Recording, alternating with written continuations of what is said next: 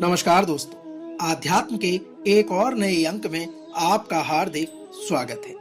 दोस्तों, हिंदू धर्म में धनतेरस का पर्व दिवाली के त्योहार की शुरुआत के रूप में जाना जाता है। हर साल धनतेरस पर लोग पूजा को विधि विधान के साथ करते हैं। इस दिन माता लक्ष्मी का पूजन विशेष होता है। इस साल धनतेरस का पर्व कार्तिक मास में 10 नवंबर को मनाया जाएगा।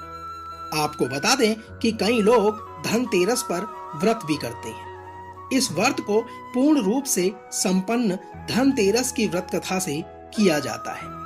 आज के इस अंक में हम आपको धनतेरस व्रत कथा बताएंगे और इसका महत्व भी बताने का कार्य करेंगे। तो आइए आरंभ करते हैं धनतेरस से जुड़ी व्रत कथा और इसके महत्व के सार को।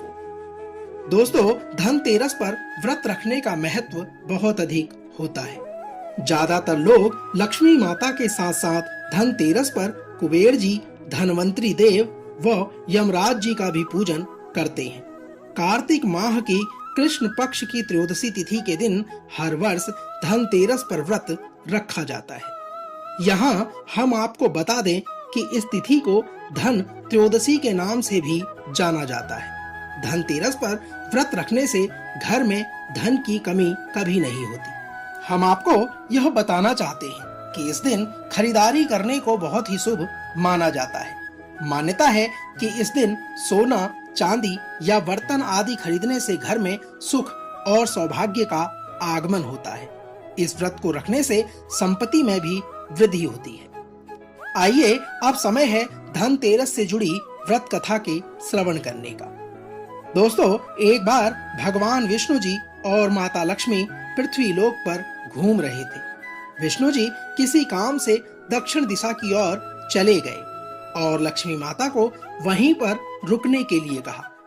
इसके बाद बहुत समय जब बीत गया तब माता लक्ष्मी भी उनके पीछे जाने लगी। कुछ दूरी पर माँ लक्ष्मी को गन्ने का एक खेत दिखा। माता लक्ष्मी ने एक गन्ना तोड़ा और उसे चूसने लगी। जब भगवान विष्णु ने माता को गन्ना चूसते हुए देखा तो बहुत क्रोधित हुए और माता को श्राप देते हुए कहा कि तुम जिस किसान के खेत में गन्ना तोड़कर चूस रही हो, उसका भार उतारने के लिए तुम्हें उस किसान के घर 12 साल तक सेवा करनी होगी। इसके बाद क्या था, माता लक्ष्मी को उस किसान के घर पर 12 सालों तक सेवा करनी पड़ी और इन 12 सालों में किसान धन और समृद्धि से पूर्ण हो गया।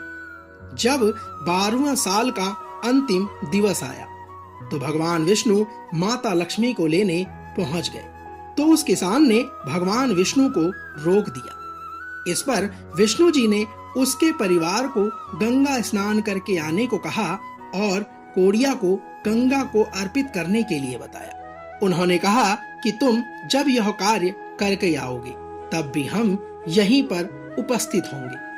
फिर जब किसान ने गंगा में कौड़ियां डाली तो गंगा माता बाहर निकल आई और उसे बताया कि तुम जल्दी घर वापस जाओ, अन्यथा लक्ष्मी तुम्हारे घर से वापस चली जाएगी। साथियों, जब किसान वापस आया तो उसने भगवान श्री हरि विष्णु जी से जाने के लिए मना किया।